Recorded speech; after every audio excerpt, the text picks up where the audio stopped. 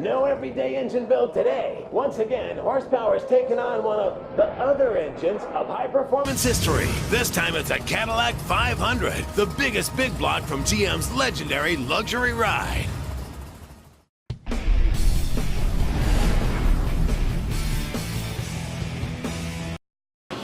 Today's other engine build begins with America's largest production block of all time. These are going on it.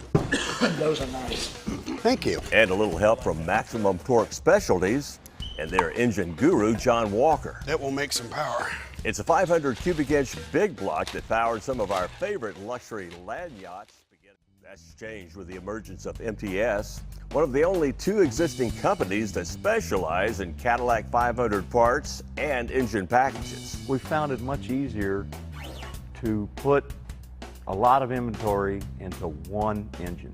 And now we've brought Cadillac specific products to the market that are cut above what was available before. We keep making parts, and every time we make new parts, we start selling them. John brought us everything we need to build a pump gas friendly 500, including several parts MTS designs and manufacturers. We plan to build an engine that'll have enough torque to pull a house down, and horsepower, we'll all find that out later.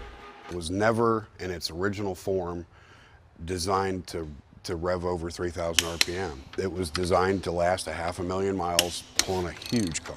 Next up are these aluminum cylinder heads. Now these things are spec'd out by MTS, but cast and machined at high-tech castings. Now they have 72cc combustion chambers, and the valves measure in at 250 on the intake, 181 on the exhaust. Now check this out. Look at the size of these intake runners. They measure in at 272 cc's versus 170 in a stock head. Now they were ported by Mike Stark at CFM Performance and flow 365 CFM at 600-inch lift. MTS's intake manifold is an aluminum piece that houses a 4150 style carburetor. The runners at the center measure in at 3.34 inches, and it's been port matched to the cylinder heads. Now this thing has an RPM range from 2,200 to 8,000 RPM. And finally, with their custom valve covers, John's parts pallet is empty.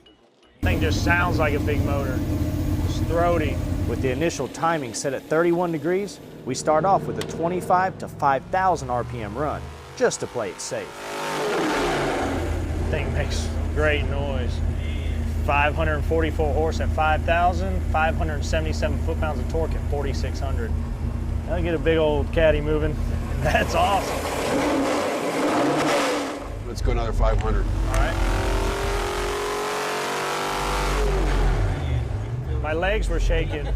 My legs are shaking on the chair. 571, 575. This caddy is solid and ready for more. We're gonna take it to its RPM limit, 6 grand. 585, 585, I mean, on the money. Torque and horsepower, even. Wow. We want 33? Yep. 591, 583. How about one more? Yeah, whatever you want, man. John's target is 600. You know what? Go two. Go two. And he's going for it. Oil pressure looks good, air fuel's good, Watertown. 598, 584, it's liking it. It is liking it for sure. Time to replace the brake-in oil with some Royal Purple Synthetic. And after a brief cool down, man, that thing sounds good. We'll give it one more try, just for John. Throughout the 1970s, the stock 500 made 260 horsepower. This pump gas street version already impressed us. 598, 587, dead on the money. Their full race combo topped 2,000 horsepower. This thing's evil right out of the gate. Big Cadillac car mover, stump puller, whatever you want to call it, that is awesome torque.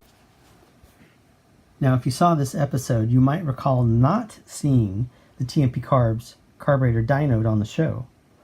The reason for that is it kicked butt all over Holley's Ultra 950 HP.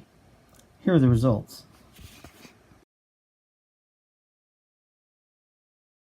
The Cadillac engine was a 520 cubic inch MTS build, running their cylinder heads and their intake manifold.